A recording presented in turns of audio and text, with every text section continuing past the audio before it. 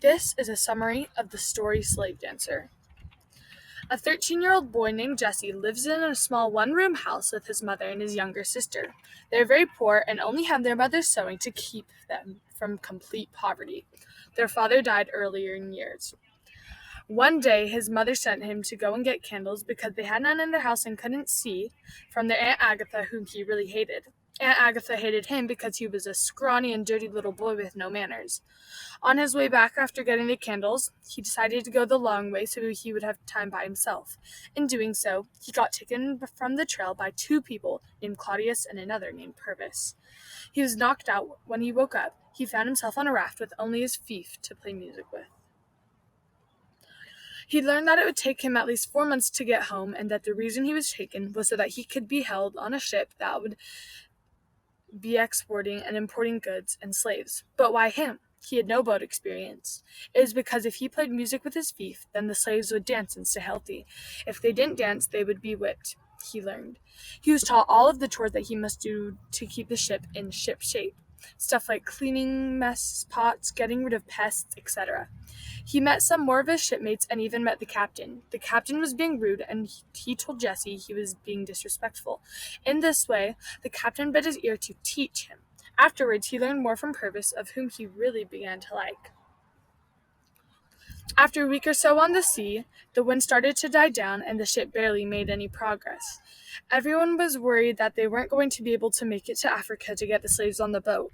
Everybody's rations for food and water were cut down because the voyage was taking too long. People were angry and they were starting to get sick. When Benjamin Stout, one of the members on the boat, who was nice to see Jesse, found his sea chest emptied, he was angry. Stout was very angry and in his moment of anger stole an egg from the captain and framed it on Purvis. Purvis got whipped until he couldn't walk or move anymore. This angered Jesse. Jesse was mad that he just did that and that nobody tried to stop the whips or Stout from lying. The shipmates let it happen because the officers didn't care. On his voyage, Jesse learned that if enemy ships came to check their contents, they would quickly change their flag so that they had rights protecting them. Example would be if there was a British ship, they would put up an American flag, and they'd put up a Spanish flag if they saw an American ship. A few days later, the Moonlight, being the boat they were on, made it to the coast of Africa and began trading their contents for slaves, things like beads and copper, rum, etc.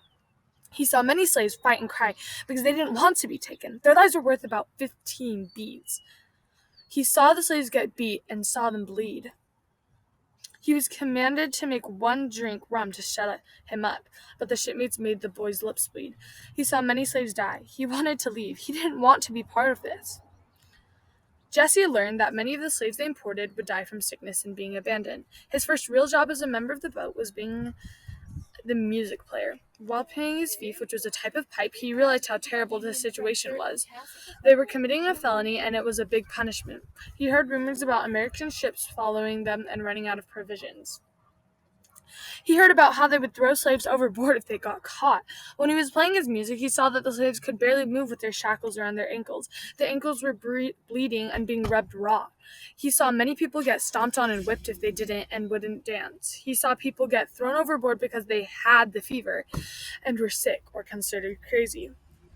Jesse continued to play his fief. As he looked around, he saw the realization about the situation he was in. He said that he hated Benjamin Stout and the slaves and all they did.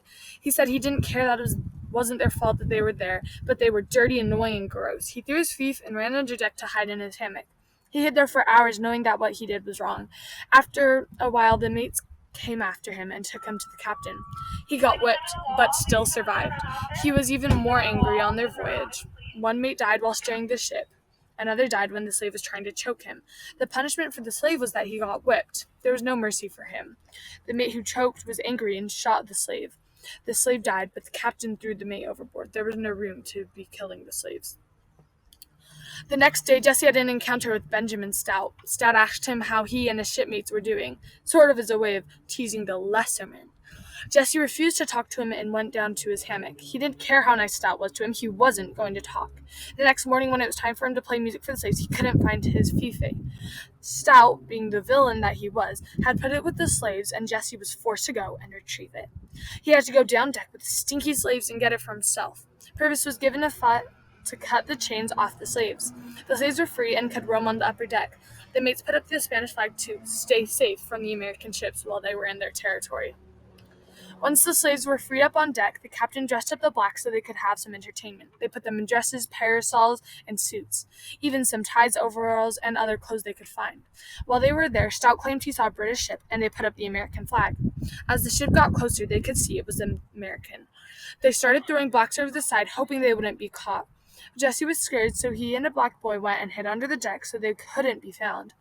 They stayed down there and slept and talked. Eventually, they came up. When they did, pretty much everyone was dead, and the ship was sinking and burning. The boy and Jesse swam to the shore, only to pass out.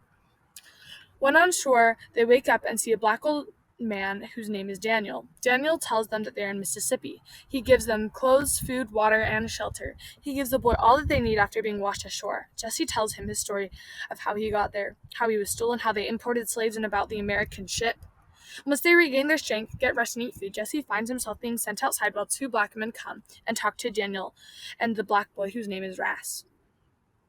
They arrange for Ras to be taken by the black men to the north so he can stay safe. Jesse is sent to walk back to his home. He's given both a map and some provisions for his trip. He gets food, shoes, clothes, and landmarks along the way. He walked for days following Daniel's instructions. He looked for the landmarks and ate his food sparingly.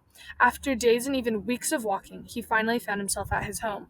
His mother and sister were so happy to see him and cried for many days. Jesse told his family his story, and they were very glad to have him back. Even his mean old aunt started showing him affection. She called him a brave young man. In his later years, he settled in a small town in Rhode Island. After the Civil War, he had kids and lived a normal life. Never again did he think about his voyage. One thing that never changed about him, though, was that he could never listen to music. Not after the trudging of the heartbroken slaves.